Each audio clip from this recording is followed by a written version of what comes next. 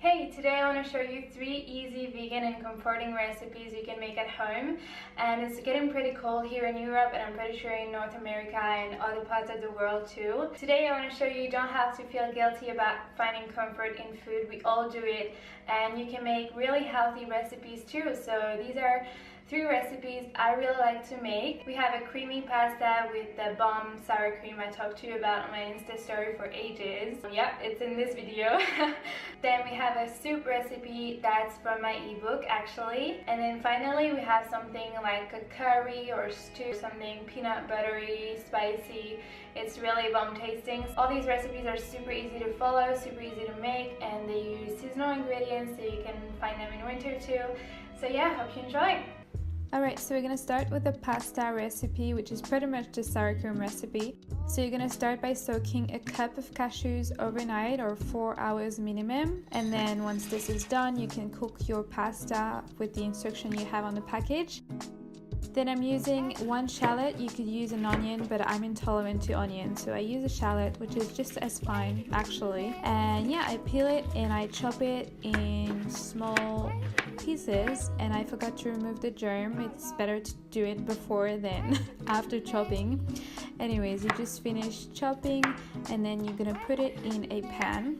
Next, I'm using some frozen capsicum because it's not the season at the moment, and this is just really easy, so that's about a cup. But if you have fresh red capsicum, it'd be good too. Then I'm cooking everything without any oil or water, and I just wait that the pepper actually sticks to the pan, and then I'm adding boiling water. That will result in some caramelized bell pepper, and so you do that for about 3 to 4 minutes, I would say, or until it's soft and brown.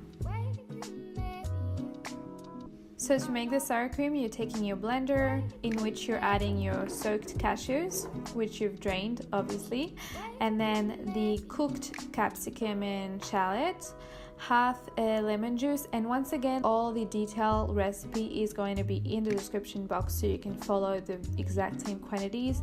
I'm adding vinegar, I'm adding salt, and I'm also adding paprika obviously because this is a smoked paprika sour cream. Alright, then you just blend it, and at first it's gonna be kind of chunky. You're adding water as you go until you have like this really smooth consistency. It might take maybe 4 to 5 minutes. Next, you drain your pasta, which should be cooked by now, and you're adding them back into your pan and pour the sour cream on top and just mix that well. And yeah, just add that to your bowl and you have a really easy, comforting meal. I just really love it, and I just love that sour cream on its own too, just like on toast and stuff. It's delicious. I would really suggest you try it out.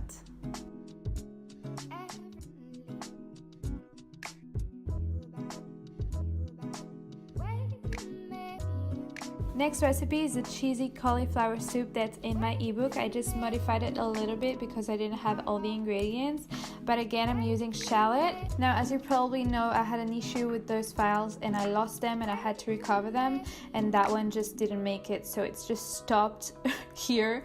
So I'm gonna tell you what I did after that. I chopped the garlic and I added spices to the pan. I'm gonna put the exact spices in the description box, and then after that I started cooking it with a bit of water, and now we're here. Just cook that for about 2 to 3 minutes. Next, you're gonna take your cauliflower and you're gonna cut about 2/3, removing the middle part like I do, and then just roughly chop that. It doesn't have to be small. We're just gonna cook it in the pan. I'm using French lentils. In my original recipe it's red lentils and it's better with red, but I didn't have any, so you know, I just changed the recipe a little bit. And then adding boiling water, actually not boiling water, just hot water. You could use stock too. Then I put it on high heat and immediately reduce it before boiling and cover it for about 20 minutes. After that, I'm adding nutritional yeast, which will give the cheesy flavor, and vinegar, which will help to brighten the soup, and also 2 blocks of frozen coconut milk for some creaminess. Once it's cooled a little, I add it to the blender and I just pulse it until it's super smooth. That's how I like my soups. If you like chunky soups, you could just leave it like that if you want. For the cauliflower croutons, you're gonna use the remaining third of the cauliflower, which you're gonna chop in smaller bites. Add it to a bowl with herbs and spices, which again are gonna be exactly in the description box, but it involves a maple syrup because that gives a really nice flavor to it, and tamari sauce. Just mix that well until everything is well coated, like so. Then you take a baking tray, which ideally would be lined with parchment paper, which I just didn't have, so I used foil. You spread your cauliflower and you bake it about 20 to 25 minutes at 180 degrees, and then it's done. Just pour your soup in your bowl and add the crouton on top and you're good to go. And I don't know, the soup really looks green here, but the soup was actually more yellow. I don't know what happened with the camera, but yeah, it's more yellow golden color rather than green.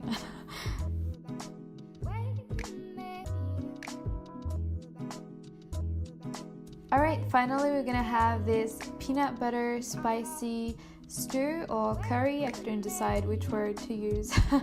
But again, I'm using a shallot. Yep, this gives a lot of taste to dishes.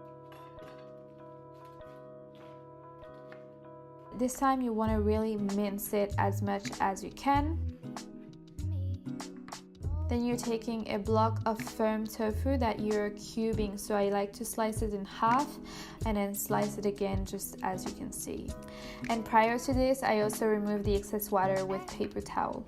Then I'm adding them to a pan with spices. So this time I'm using cumin, I'm using masala spice, cinnamon, and a little bit of chili, that's optional, and tamari sauce. Then I start to cook everything and magically it transforms into that. Just make sure it doesn't stick to the pan, just like stirring it for a couple of minutes. Then I take my squash and I magically peel and cut it. Ta-da! And I add it to the pan again. And then this time I'm adding the tomatoes. I like to use cherry tomatoes. They're just like slightly better in taste, I feel. And then 2 cans of water. I just reused the can of tomatoes. I mix that well, and now it's time to add the peanut butter to it. So I add 1/3 cup of peanut butter, and that's really important. That's like the key ingredient here, so no, you cannot do without it. That gives a really nice flavor to the dish, so definitely do it. And then I cover it and I'll let it cook for about 30 minutes.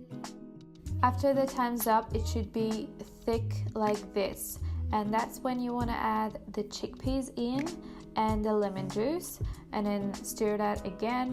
And finally I'm adding 2 blocks of frozen spinach. You could also use fresh spinach.